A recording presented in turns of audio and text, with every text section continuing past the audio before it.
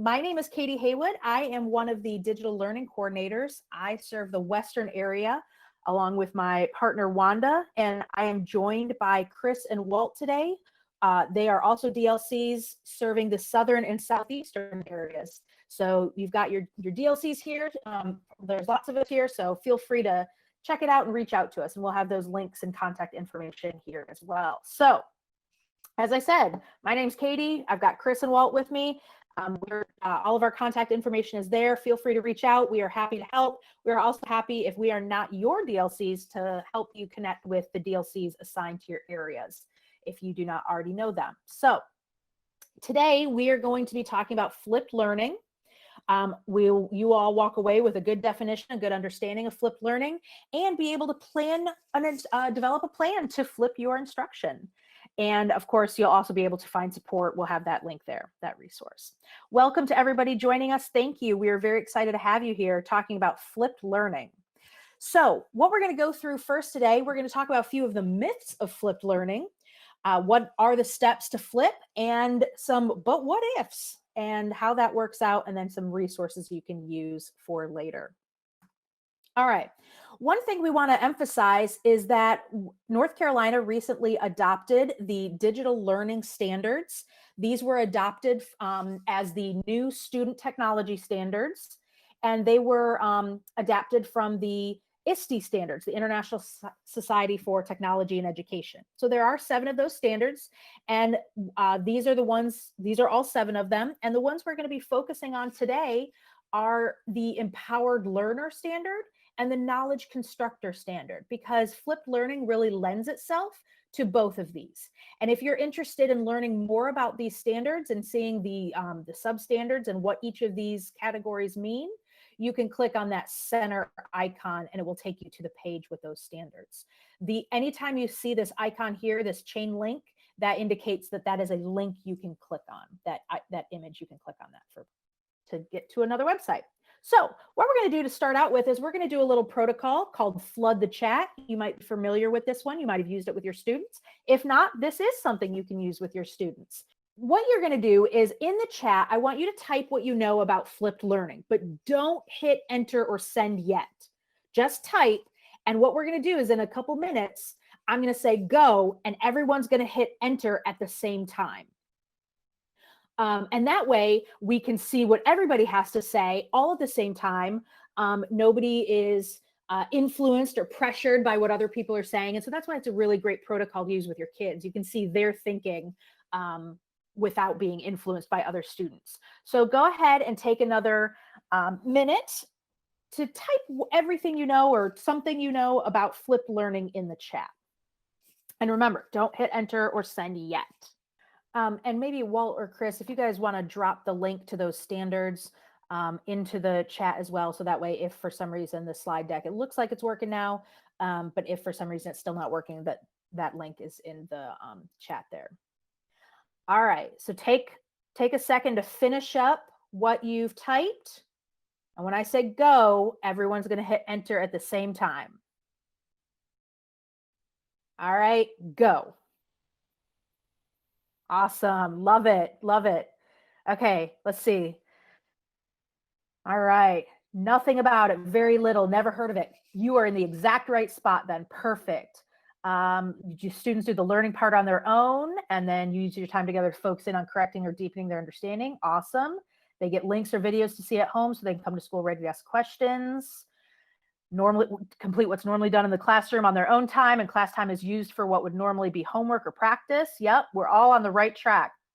I like a learning strategy to increase engagement, definitely. Having students lead learning. I like that part as well. Yeah. Awesome. Yeah. Creating lessons that can be viewed and completed at other times. Definitely. Familiar with materials on your own before attending classroom setting. Yep, those are all along those lines. And so we're going to dive into the definition here about flipped learning. But it sounds like everybody's got, or not everybody, it sounds like some of you have a little bit of a basic understanding. And if you don't, that's okay. You are in the right spot. We're going to go through what that means. All right. Okay, so let's start with some myths of flipped learning. Myth number 1. Flipping is when kids watch videos at home and do homework at school.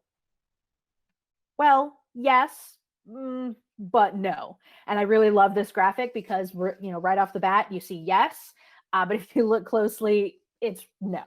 So yes, that is part of what flipped learning is, but that is at its very, very, very basic. That might have been where it started, but it has evolved extensively since then.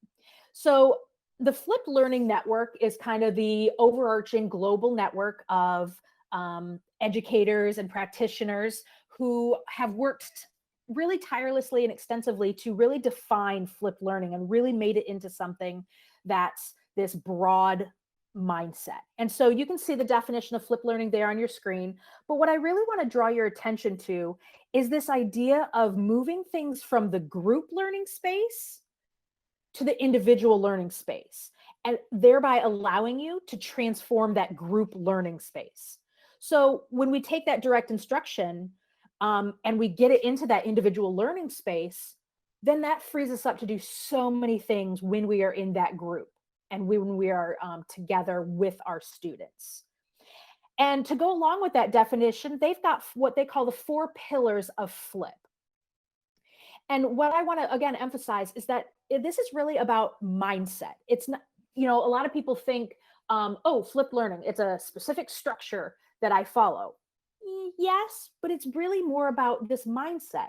And so with these 4 pillars, they kind of include these rubric type standards that you can kind of self-evaluate. And the first pillar is flexible environment. And this really speaks to what the classroom is like in terms of both physical environment. Are you using flexible seating? Also, can students learn in a flexible manner? Are they able to choose their pathway? Are they able to, move on when they're ready? Are you able to adjust things based on what you're seeing? So it's that mindset of being flexible. The second pillar is your learning culture. And this is really great because this speaks to that old saying, no longer sage on the stage, but guide on the side. And that's kind of what that learning culture is about. The teacher no longer has to be the central figure in learning, and that the learning is accessible to all students through differentiation and feedback. So what kind of learning culture do you have? The third pillar is intentional content. And this is kind of the meat and potatoes, if you will, of flipped learning. It's really about being very intentional with the content you choose to help students learn. And you'll see here it says typically videos, and that is true. But it's also being very intentional in what you provide so that you can differentiate and what you prioritize. So, you're really just being selective and you're curating versus kind of fire hosing, if you will. And finally, the last pillar is professional educator. And this is where you come in, because when we move that direct instruction out of that group learning space, it frees you up to be that professional that you are. And we're going to talk a little bit more about this later. But it frees you up to do those formative assessments and, gather that data and give you the opportunity to gather the data that you can then reflect on and really use all those skills and knowledge that you have as the experts. So when we think about flip, we really want to think about these pillars and what is our mindset and what is our environment like versus a particular structure. Okay, one note really quickly. Now that we have kind of learned a little bit about what flipped learning is, I do want to point out that if I were doing this training, for instance, in a school that I worked at, or for a group of learners that I was working with regularly, I would actually flip this training. So I know I'm not exactly practicing what I preach, but just because I don't necessarily have access to all of you before this day and time. So had I been able to do that, had I known, okay, these 10 people are coming to this training, I would have made a video about kind of these pillars and these myths, sent that to you in advance, and really use this time to kind of work on that application. So just, I know I want to kind of address the elephant in the room. I know that I'm not exactly flipping this, but just because of the unique circumstances of these lunch and learns. So that's how I would do that though, if I was able. All right, myth number 2. There's only one way to flip. And hopefully kind of based on what we've already talked about, you've heard, you're going to kind of realize this is a myth, but do what works best for you. There's no one way to flip. If you just want to try out flipping a lesson, awesome, do it. If you think you're ready to tackle a unit or even a class or even the whole year, perfect, go for it. But you don't have to do everything all at once. And, you know, we talk a lot about, when you read a lot about flipping, it does talk a lot about videos. But again, that's not the only way to flip. You can provide diagrams, images, articles, text, a novel for the kids to read as they're, you know, their out of class work that they would do in preparation. So, you know, there's no one way to flip. You really can customize it because, again, it's not about that structure. It's about that mindset. Myth number 3, a lot of people worry that if they use videos for their direct instruction, that that's replacing the teacher. And I love this graphic, not even a little bit. Nope. What it does is, again, it frees you up to do all those things of why you're a professional, why you are the expert. Remediation, extension, formative assessment. It gives you that time and opportunity to talk to your kids, you know, to really see what they're learning and where their understanding is.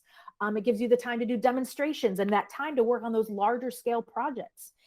If you're familiar with PBL, project or problem-based learning, a lot of people are like, oh, I would love to do that, but I just don't have the time. Well, here's an opportunity. If you're providing that direct instruction outside of class, that gives you that group space to work on those projects. I really like this quote on that subject. Teaching and telling are not the same thing. And I think that's really the heart of flipped learning, because we can get all that telling out of the way because it is important. There are things you have to convey to the kids, but we don't necessarily need to do that with them in the room or with them on the call, if you will. All right, myth number 4. Students do the same work in class that they would have out of class. So again, a lot of people just think, oh, that homework assignment I gave, that's just what they're going to do the next day. You could, that's part of it, sure. But that you really have the opportunity to transform that work they do in that group space. And so you can make that work that they can do that practice activity, but you can also give them additional opportunities that are more dynamic and collaborative and rigorous even, because then they have access to you.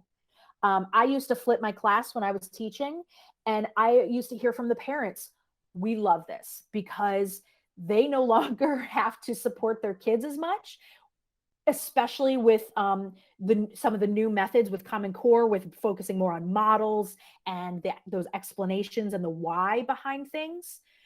And a lot of parents, struggle. A lot of us struggle with that because we learned in a very different way. And so when we provide that video or that instruction at home, the parents are like, oh, awesome. Now they can see how to do it from you, the expert, and I don't have to struggle with them to help them figure that out.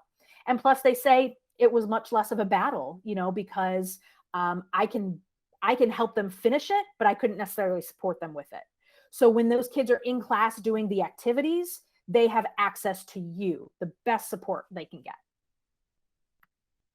All right, myth number 5. I hear this a lot. Flipping doesn't work for fill in the blank. My students. I've heard that before. My subject. For me. So one thing when people say flipping doesn't work for my students, a lot of times, and we're going to talk about this later as well, it's because we haven't necessarily given them the skills to watch a video effectively. A lot of times we just send a video home and say, okay, watch it. And they come to class the next day, maybe not even having watched it, or maybe watching it, but not really getting anything out of it because we haven't given them those skills. And we'll talk about more of that later. But even if you're worried about, your students really, truly getting a lot out of that video, maybe adjust the expectations a little bit, adjust your parameters. Maybe that video or that article or that text could be an introduction or just some exposure. Maybe it could just be a video about some vocabulary words. Research out there is showing that, rich vocabulary really helps with that comprehension later. So if they can start just seeing and associating those vocabulary words, then they can come ready to discuss, maybe a chapter in a novel or something. If you think it doesn't work for your subject, why not? Pretty much every subject has some information or a procedure or a demonstration that needs to be conveyed to students. Do you need to show your students the right positioning for their fingers on an instrument? Do you need to show them how to solve an equation? Do you need to show them how to go old school, diagram a sentence? All subjects have some basic information or procedure to convey to students. And so that can be put in a video. And there's lots of tools to do that we'll talk about. And a lot of people say it doesn't work for them because they don't want to be in a video. Absolutely. I totally understand that. It's a little bit to get used to at first. Fortunately, you can do a screen capture only video. There are tools out there that will only capture your screen. And with our awesome new laptops, you can write right on the screen with your stylus. So there are whiteboard tools, and you can demonstrate and show what you need to show on there. But I will challenge you and push a little bit, because research actually shows that people pay more attention to a video when there's a face on the screen. And I'm pretty sure, because I read this years and years ago, but I'm pretty sure they even said that if kids are taking a test in a room and you even just put like an icon or a picture of some eyeballs up on the screen, even that, like, the brain unconsciously translates into somebody watching you. So, I would challenge you a little bit can you be on the screen? Maybe even just a little bit at the beginning as an introduction, or a little bit at the end, and be silly, have fun. Your kids love it. Even your high schoolers, I promise. When I flipped my class, I taught 5th grade, and I would always try to throw in little Easter eggs, like a picture of my cat who always slept all over my teaching materials on the table. Or I would make little funny drawings like the fraction dinosaur or something. So your kids enjoy it. They're going to be engaged. They're going to be like, ooh, what are they going to put in it next time? So if you can be on camera, try it out. Challenge yourself a little bit. All right. Myth number 6, flipping is hard. Well, I'm not going to lie to you. It is time consuming, but I want you to view that time as an investment. Everything you build now, or whenever you start to flip, you can use later. So if you build a video, if you record a video of yourself on, solving that equation, that video is ready for next year if you use that again. And there are a lot of flip practitioners that will update and, redo their videos over time as they get better and more experienced. But once you've got a lot of that initial video library built, you're ready to go. And I always tell people, work together. There are people in this district teaching the same thing as you, whether it's in your school or outside of your school. Find those people to connect with. Your DLCs can help you find those people to connect with, where you can build those videos together and, split the work. I'll make, lesson 1, you make lesson 2, and we can really, work smarter, not harder. All right. So I want to take a few minutes now. I went through that, some of those myths. Hopefully that gave you a better understanding of flipped learning, and again, that mindset versus structure. So I want you to think about, how has your understanding of flipped learning changed, or what have you taken away so far? And feel free, drop that in the chat, please, so we can see, especially if you came into this not knowing a lot about flipped learning, what's your biggest takeaway? Or if you think your understanding has changed a little bit, what about your understanding has changed? I'll give you a couple minutes to drop that in the chat. Some of the things seeing there, already doing some of these things. Yeah, absolutely. More versatile than you thought. Yes, for sure. And we're going to talk about that here in a second. That versatility, that flexibility is key, especially right now. A variety of learning modes, things you can do at home. Absolutely. Yes, kids need to be taught how to watch a video, and we're going to talk a little bit more about that later. Oh, yeah, I like that, Lynn, that kids can preview things, look for details, and form opinions that they can then discuss in class. And with virtual, and I'm getting a little ahead of myself, but with all of the virtual learning and, these class meets, yeah, that's a great time to discuss opinions and have conversations that the kids have had the opportunity to look at or to form before they even get there. Awesome. So great. Yeah, lots of good points there. And I'm glad to see that we're really getting a good understanding. So, yep, my note about flexibility and flipping. Right now, a lot of you, well, we're all teaching virtually right now, but in a couple weeks, a lot of you are going to be going back to the classroom. And a lot of you are probably going to have students who are both in the classroom and at home, possibly, or at a learning center or whatever. And so flipping, what I love about it is it really provides that flexibility to address the needs of both groups of students. You could very easily,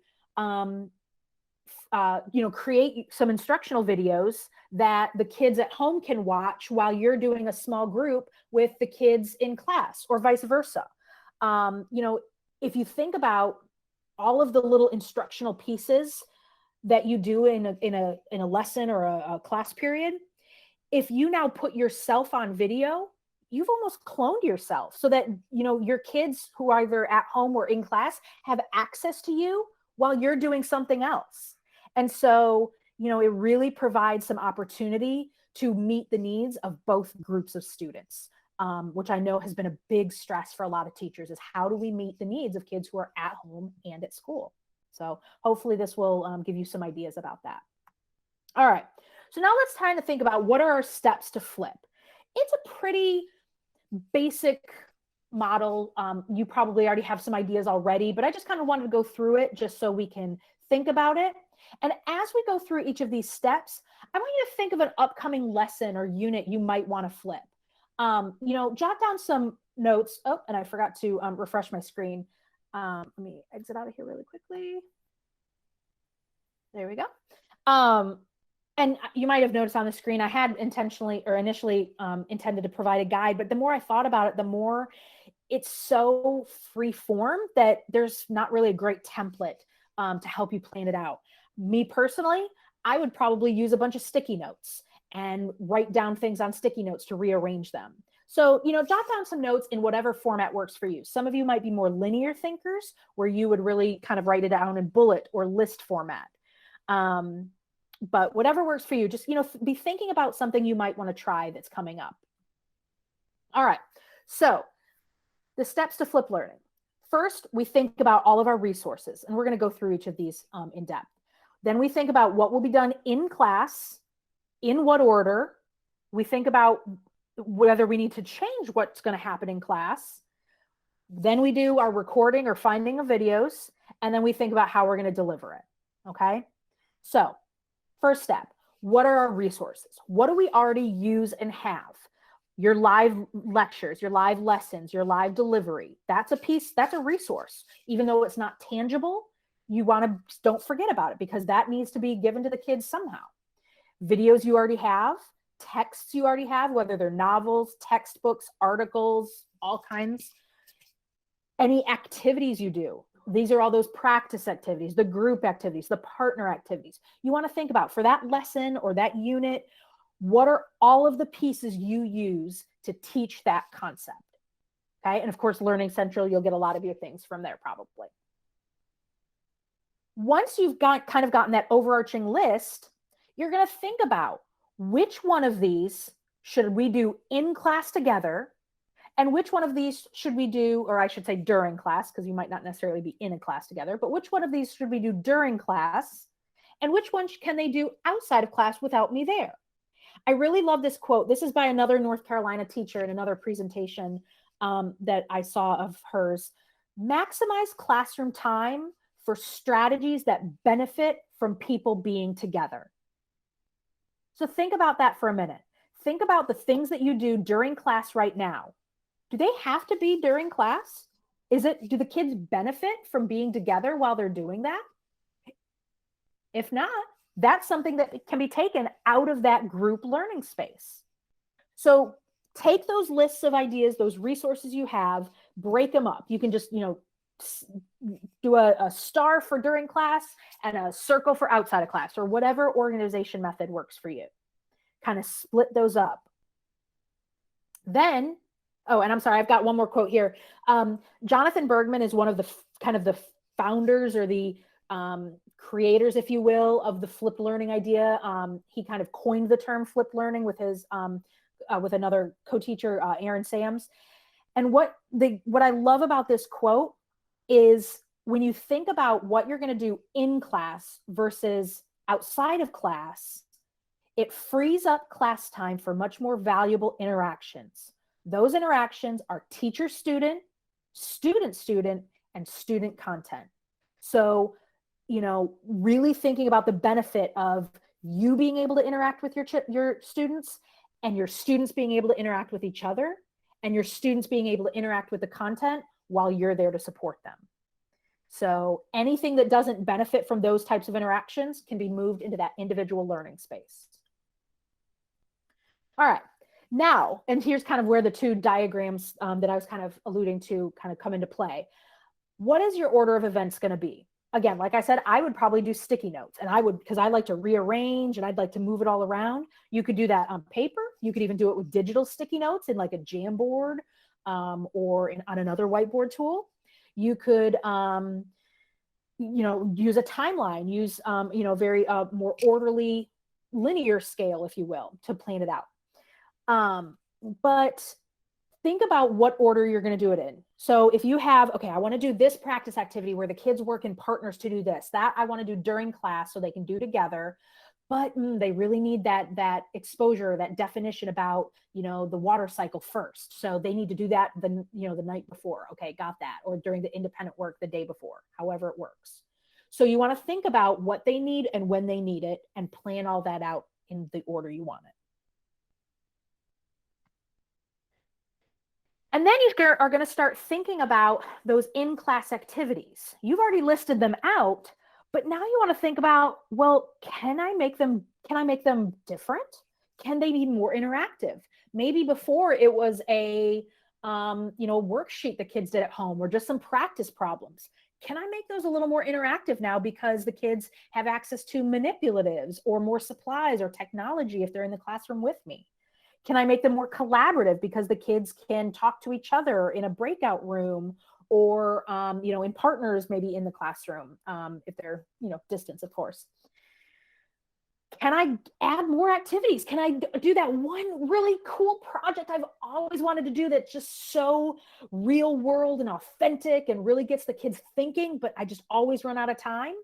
Can I add in some additional extension activities? I know me personally as a teacher, one challenge I always had was meeting the needs of my kids who had mastered grade level content. So now do I have the time to give them those extension activities, those challenge activities, because they've already mastered that? Can I make my activities a little more rigorous? I've heard from some teachers that, with kids at home, sometimes they can't always give them the level of work that they would like to because we know kids are different with their parents and their teachers. Mine are, I fully admit that. And maybe, parents might help them a little bit more. So when they're with us, can I give them something a little more challenging because they're able to problem solve a little bit more? They're more willing to approach that problem or that challenge. So really think about what those in-class activities that you normally do you need to change them? Do you need to revise them? Then you're going to record and find your resources. This is really where the bulk of the work comes in because you either need to record your videos or you need to find a video to address your learning needs.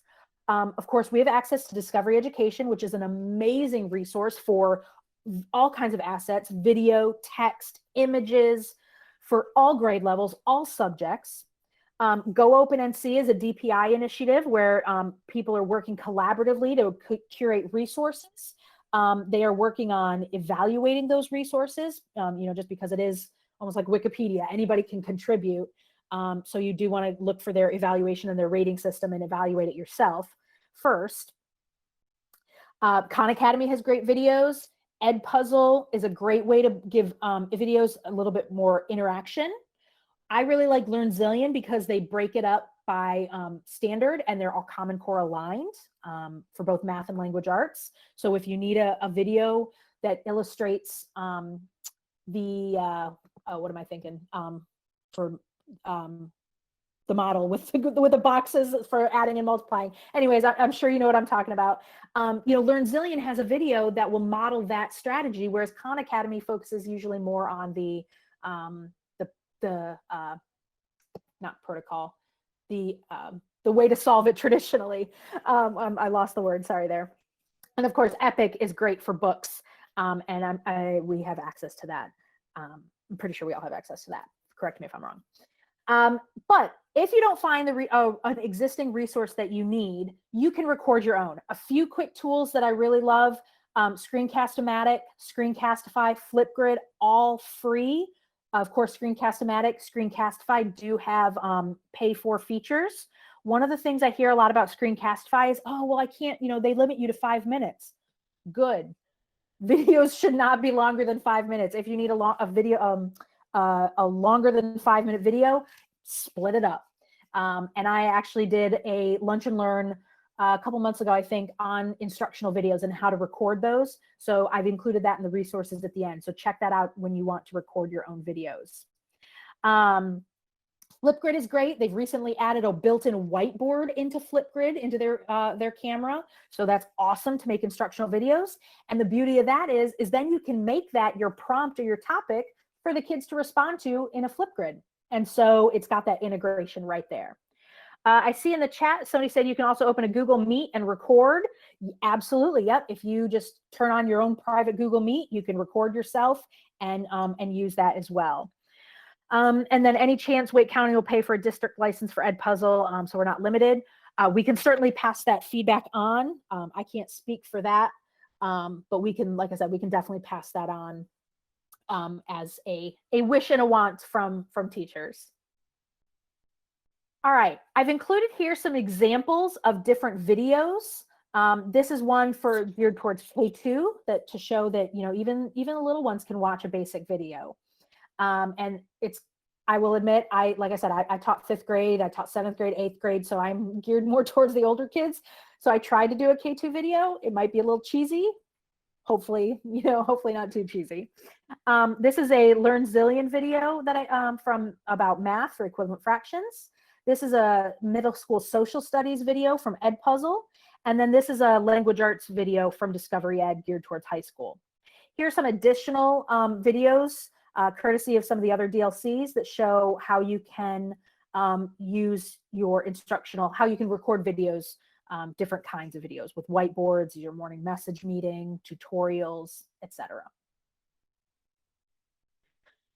So now that we've kind of gotten all of our resources put together, we need to think about our packaging. What is our format for delivery?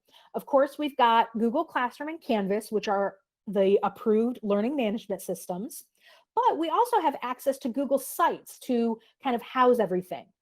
We still want to link to our site through our Classroom and our Canvas, because with that we can create assignments and deadlines and things like that. And we want to keep it consistent throughout the county that we're using our 2 main learning management systems. But just as a place to house all of your resources, Google Sites is great, because then you can turn on and off whether kids have access to your resources. Because you need to think about, do you want them to have access all at once or as you release it? If you do think about having the kids have access to the resources all at once, you might want to consider, maybe if you've tried flipping or you feel ready for a challenge, check out what the flip mastery concept is. This is where you give kids access to the resources all at once, and they can move through the content at their own pace as they meet benchmarks. So those kids that blitz through everything really fast and they have a really good understanding, awesome. They can progress through that, and then you can give them those extension and those challenge activities. Those kids that might need a little bit extra time, they can take the extra time on the places they need, get your support to then keep going when they're ready for it. So I've linked put a link there. That's kind of that advanced next level concept, but feel free to check that out when you're ready. All right, now we've talked about this, but this is really such an important concept. Before we can do any of this, we have to teach our students how to watch a video or how to read a text, because they won't just naturally learn. Kind of like we can't just expect kids to collaborate without teaching them, at least collaborate effectively. We have to teach them how to watch a video. Watching an instructional video is a learned skill. We need to teach them that they can pause the video, they can rewind the video, they can rewatch the video as needed, something they can't do with a live lecture or a live delivery. That's a really huge benefit for kids. I know sometimes when I'm taking notes in a webinar or I'm taking notes on something, I tend to take really overly detailed notes. I want to be able to pause and catch up, and sometimes I can't.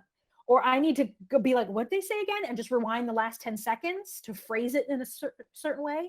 So those are very powerful tools to help us get a really good, deep understanding from a video. Teach your kids how to do that. Do it with them. Watch an instructional video with them, showing them, talking through, all right, guys, we're going to watch this video. Ooh, I'm pausing here because I need to write that down. Or I'm going to rewind those because I just didn't hear what I said or what the video said, those last 10 seconds. When I flipped my classroom, we watched 2 or 3 instructional videos together before I ever gave them one to watch by themselves. You also have to give them things to do while they're watching. If they're just passively watching, they'll get something out of it. But if they're interacting with that video, they're going to get so much more. So in the video itself or before the video, tell them what to write down. All right, guys, we're going to do this next practice problem together. I want you to write down the problem. I'm going to give you some time I'm going to pause in the video to give you some time, or you can pause the video, write the problem down. All right, I want you to try to solve it. Pause the video here. Or here's the diagram I want you guys to write in your science journal, or at the end of the video. All right, now that you've heard about, the water cycle, write down 2 things that you want to talk about in tomorrow's lesson, or 2 words that you think were important. So give them something to write down or interact with in the video. And you can also kind of have them, quote unquote, engage with you during the video. Ask them questions.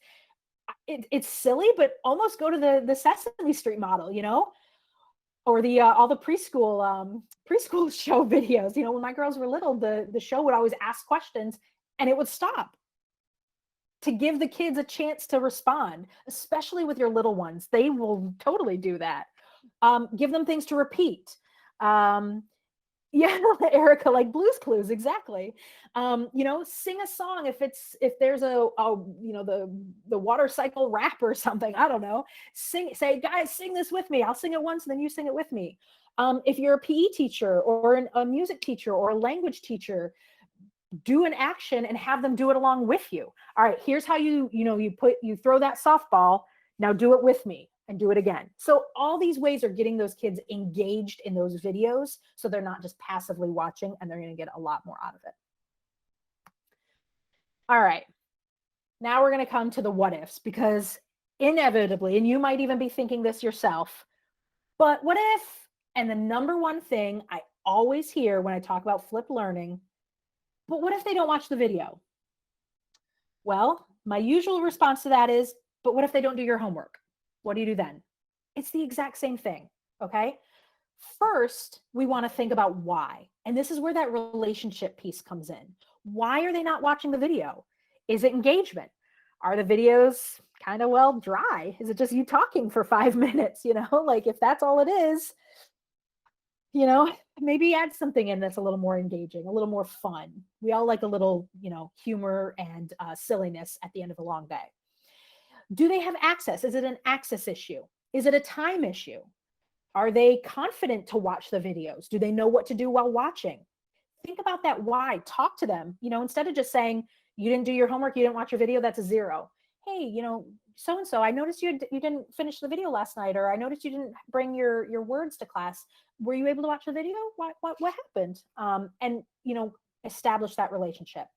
If it's just they didn't want to, they didn't feel like it, they didn't do it, whatever, then you handle that the same way you handle any other instructional challenge, any other minor compliance issue in your class. You send a note to the parents, you talk to the student, you take all those steps you normally do. It's not a technology issue. It's the same issue you always deal with.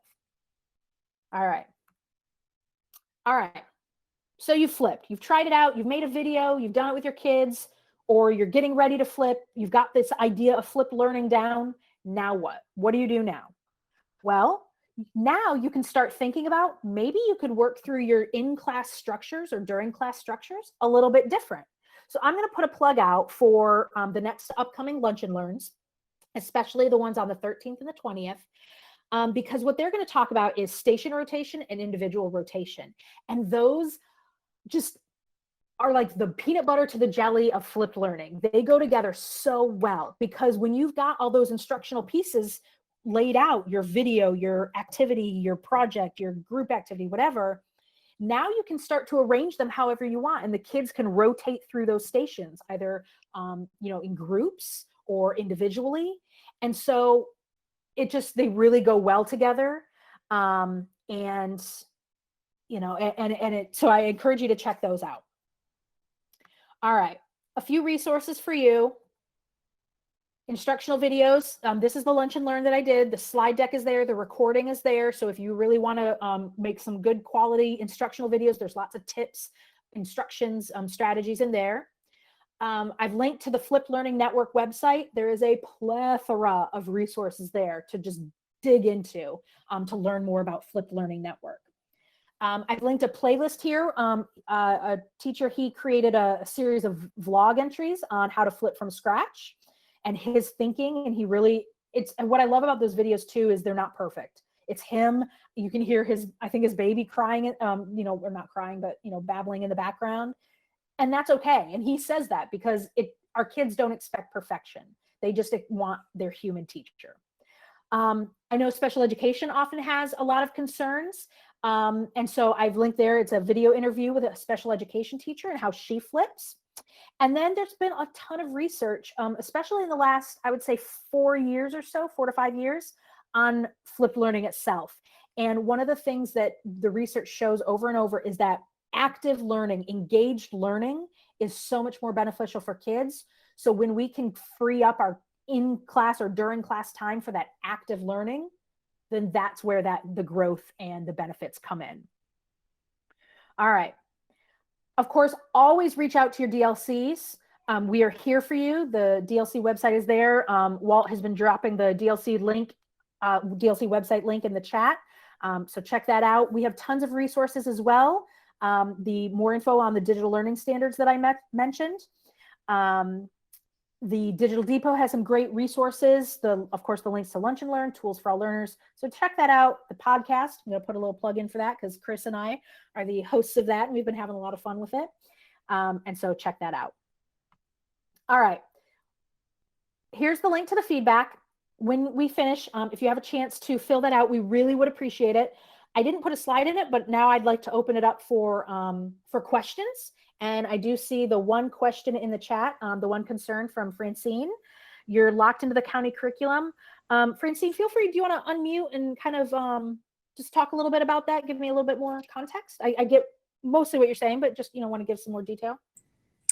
Yes, I just feel like it's just such lockstep, especially EL. I'm a reading specialist, and that's like my love, teaching reading. Mm-hmm. And I'm second grade. And the second grade EL to me is very dry. It's over their heads, a lot of it. And I would love to teach these standards more in this way, give them more things they can relate to and more visual and meet in small groups and whatnot. But the time I have to plan the EL, the time is not there to sort of, change it around.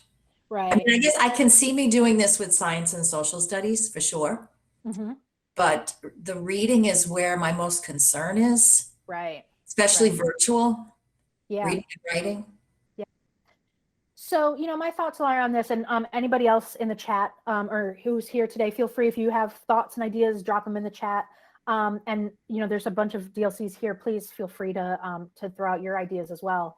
My initial thought is, I know there's a lot of standard, for lack of a better word, scripted things in EL. And some of that could possibly translate into a video. I know a lot of people are creating slides, or if the slides aren't already created, to go with some of the EL steps and protocols. And so perhaps even some of those concepts can be done, I don't want to say in addition, because I don't want it to sound like, you have to teach it twice. But, if there's a certain part of EL that maybe they struggle with a little bit in one particular part of a unit, maybe you could have a video on that topic, or giving them a little bit more background knowledge. For instance, I know there's a unit, the one in particular that's just jumping out of my head about water and water resources.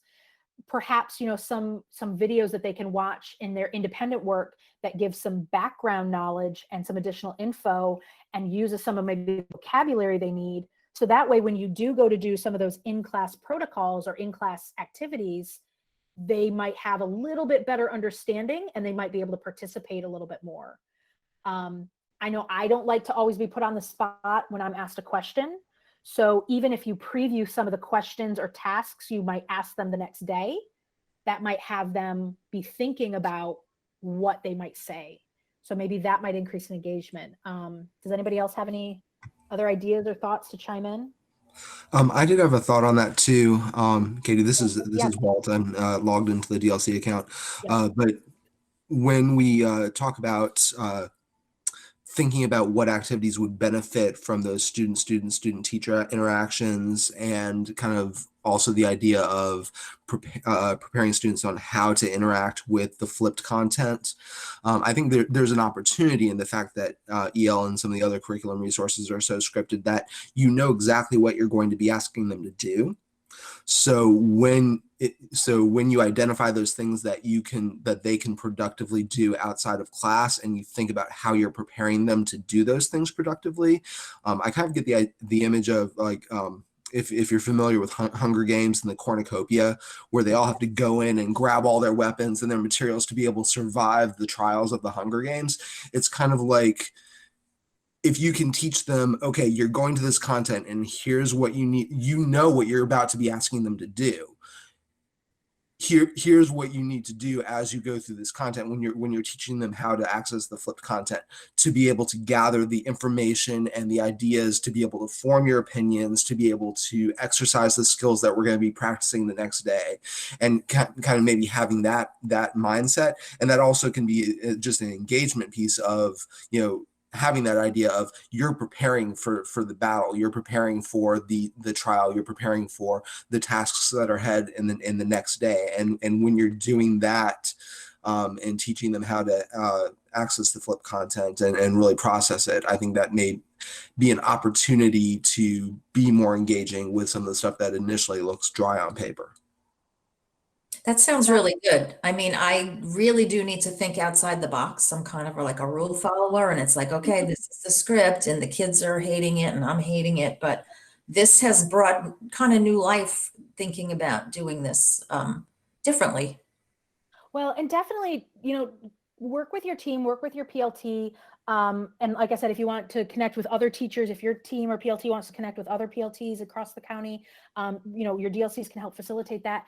And, more heads are better than one. And if somebody's like, oh, this would be perfect, those ideas can really start flowing, and you can bounce those ideas off of each other, even if it's an informal after school kind of thing. We'll get together on a Zoom to just chat about how we can think outside the box. That's always a great way to go to. Thank you. You're welcome. Any other questions or thoughts or comments about what we've kind of talked about and learned about today?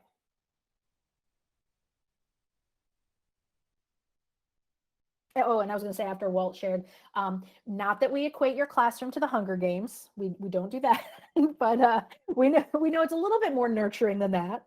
No, I'm just kidding. So I do have a little comment to make about flipped resources. I personally think it's valuable to have something students can go back to.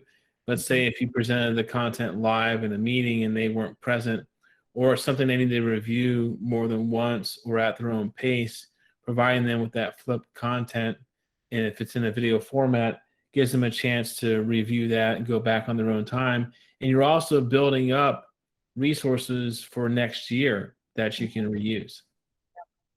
And that's actually, Chris, one of the main reasons why Jonathan Bergman and Aaron Sams kind of started doing this model. They taught high school chemistry, I'm pretty sure. And they found that when their kids missed a lecture, they were out of luck. So they started videotaping the lectures for the kids to watch. So then they were thinking, well, why can't we videotape this and the kids watch it? So that's kind of where that idea stemmed from. And think about how easy it would be if you're creating a study guide for a test or a unit review or whatever. And all you have to do is be like, all right, here's the playlist of videos, here, that's a great way to start. And they're all just right there. And the kids can go back and learn again without you having to, again, it's like you can clone yourself.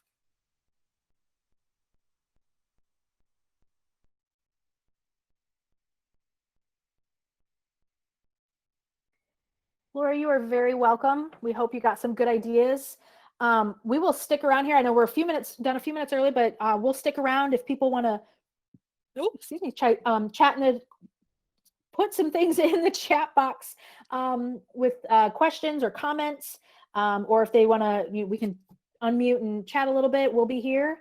Otherwise, we thank you so much for joining us today and giving us some of your very precious time. Please fill out that feedback form. Like I said, we do use that feedback to make these sessions better. We do reach out to you if you indicate that in your feedback form. So we value that quite a bit. Other than that, have a great afternoon. I hope it's productive. I hope everybody had a wonderful and restful break and you're ready to jump back in. You're very welcome to all of you.